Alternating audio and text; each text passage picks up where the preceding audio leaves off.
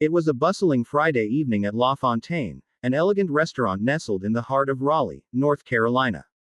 The air was filled with the soft hum of conversation, the clinking of glasses, and the gentle melodies of jazz drifting from a grand piano in the corner. The atmosphere was one of sophistication and indulgence, a perfect backdrop for the evening's events. Among the staff was Deborah, a 25-year-old waitress with a quiet demeanor and a spark of determination in her eyes. To most, she was just another server, but beneath her uniform lay a passion that few knew about: music. The piano had been her refuge since childhood, a place where she could pour her heart into every note. Yet, dreams of a musical career had been put on hold, replaced by the necessity of paying bills and making ends meet. Working at La Fontaine was a stepping stone, a way to save for the music academy she longed to attend. Only her coworkers had glimpsed her talent, catching her occasionally playing the old upright piano in the back room during breaks. As the evening progressed, the restaurant's doors swung open, and in walked Leonard Grayson, a wealthy entrepreneur known for his sharp tongue and love of spectacle. His presence commanded attention, and the staff exchanged wary glances. Leonard was notorious for being a difficult guest, someone who thrived on pushing boundaries and testing patience.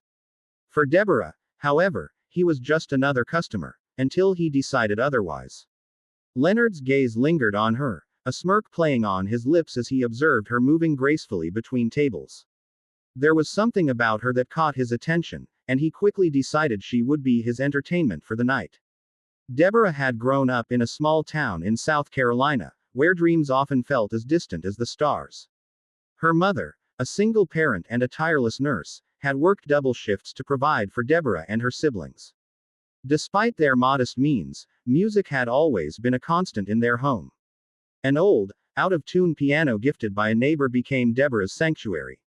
While other children played outside, she spent hours teaching herself to play, mimicking songs from the radio and exploring classical pieces from secondhand music books. Her talent was undeniable, and she performed at church events and school recitals, but financial hurdles kept her dreams of a professional career out of reach.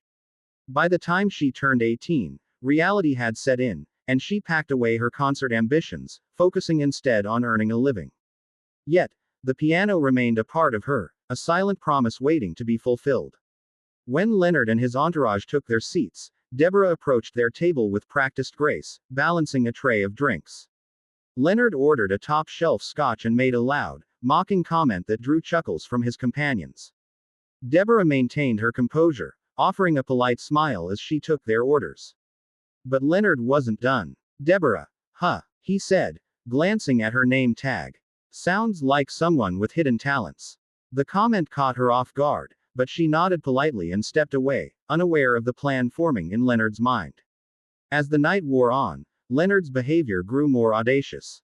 He held court at his table, boasting about his success and making snide remarks about those who lacked ambition. His companions laughed dutifully, while other diners shot annoyed glances in his direction. Deborah tried to stay focused on her tasks, but Leonard's presence loomed like a shadow, making her uneasy. When she returned to his table with a bottle of wine, he stopped her mid-step. "Tell me, Deborah," he said, his voice cutting through the noise, "what do you do when you're not carrying plates? Surely a young woman like you has dreams." Deborah hesitated, then replied softly, "I play piano sometimes." Leonard's eyes lit up, and a sly smile spread across his face. "A pianist, huh? How fascinating. Why don't you give us a little performance?" The room seemed to quiet as his words hung in the air. Deborah froze, her chest tightening as she felt the weight of everyone's stares. "I couldn't," she said quickly, forcing a nervous laugh. "I'm just here to work tonight." But Leonard wasn't about to let it go. "Nonsense," he declared, his voice booming. "There's a piano right there in the corner. Show us what you've got. Surely a future star like you isn't afraid of a little audience." Deborah's colleagues hesitated, unsure whether to intervene. The diners turned their heads, curious about the commotion. Leonard leaned back in his chair, sipping his scotch with a smirk. "Ah, I see," he said mockingly. "All talk, no talent. That's disappointing." His words hit like a slap, and Deborah's hands clenched at her sides. She wasn't one to seek confrontation, but the way he dismissed her cut deeper than she expected. Her mother's voice echoed in her mind. never let anyone make you small, Deborah. You're bigger than they'll ever know. With a deep breath, Deborah made her decision. Fine, she said, her voice steady but low. I'll play. The room fell silent as she walked toward the piano, each step carrying a mix of fear and defiance. The grand piano gleamed under the chandelier's soft glow, its polished keys waiting for her touch. Deborah slid onto the bench, her fingers trembling as they hovered over the keys. She closed her eyes for a moment, steadying her breath, and then began to play. The first notes were soft and hesitant, barely audible over the murmurs of the crowd. But as Deborah leaned into the music, her confidence grew. She chose a piece she knew by heart, a soulful rendition of Claude Debussy's Clair de Lune. The melody spilled into the room, weaving through the air like a delicate thread. Her hands moved with grace, the notes pouring out like a confession. Each chord seemed to carry a piece of her story, the sacrifices her mother had made, the nights spent practicing in a cramped room, the weight of dreams deferred but never abandoned. The diners fell silent, their earlier chatter replaced by a collective stillness. Even Leonard, who had been whispering to his companions, went quiet.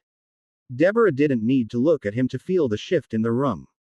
The mocking energy had dissipated, replaced by something she couldn't quite name, perhaps awe, perhaps humility. The music soared, and Deborah let herself go. For the first time in years, she wasn't a waitress or a struggling dreamer. She was simply herself, an artist. Her fingers danced across the keys, and in that moment, she silenced the room and shattered egos, proving that talent and determination could turn even the most humiliating situation into a triumph. The final notes of Deborah's performance lingered in the air, raw and vivid, as though the emotions she had poured into the piano had materialized into something tangible. The room was utterly still, the kind of silence that feels heavy, as if everyone present was holding their breath. Deborah sat frozen, her hands resting lightly on the keys, unsure of what would come next. Then, as if released from a spell, the audience erupted into applause. The sound was thunderous, reverberating off the walls and filling the room with a warmth Deborah hadn't anticipated. Some diners stood, clapping with such fervor that it brought tears to her eyes. Her coworkers, who had been watching from the sidelines, joined in, their faces lit with pride. Leonard, however, remained seated. His smirk was gone, replaced by an expression Deborah couldn't quite decipher. Part shock, part discomfort. He raised his hands and clapped slowly, a hollow sound compared to the cheers around him.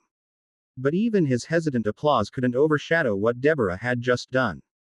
She had reclaimed her voice, and no amount of condescension could take that away. As the applause began to fade, the room seemed to exhale collectively. Deborah slowly stood, her knees still trembling but her back straight. She glanced around, and for the first time that evening, she truly saw the people watching her, not as spectators, but as witnesses. Their expressions carried something new: admiration, respect, and even a hint of awe. She didn't look at Leonard right away. Instead, she gave a small, polite nod to the diners who had clapped the loudest, her lips curving into a faint smile. It wasn't pride she felt, but relief that she hadn't let fear silence her. Then, as though magnetized, her gaze shifted to Leonard. He was still seated, his hands clasped in front of him on the table. The confident smirk he'd worn so brazenly earlier was nowhere to be seen.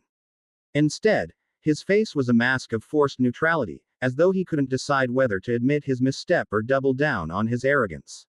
Well, Leonard finally said, his voice louder than it needed to be, breaking the fragile silence that had settled over the room. That was unexpected. He chuckled lightly, though it lacked its usual bravado. I suppose talent really does come from the most surprising places. The comment landed like a dull thud. His companions exchanged awkward glances, unsure whether to laugh or stay silent. Deborah tilted her head slightly, studying him. His words were meant to be an olive branch, but they were hollow, weighed down by his inability to truly own the moment. Thank you, Deborah said, her tone steady and deliberate. There was no warmth in her voice, but no hostility either. She wasn't about to let him pull her back into the smallness he'd tried to impose. Her performance had spoken louder than any rebuttal she could offer. Leonard cleared his throat, clearly uncomfortable under the weight of the room's collective gaze. He gestured toward the waiter for another drink, a flimsy attempt to regain his composure. You've got quite a gift, he added, almost begrudgingly. Deborah nodded once, her gaze unwavering. Everyone has a gift, she said, the weight of her words deliberate. It's how you choose to use it that matters. The room seemed to hold its breath again, the subtle sting of her response rippling through the air. It wasn't loud, it wasn't aggressive, but it was enough.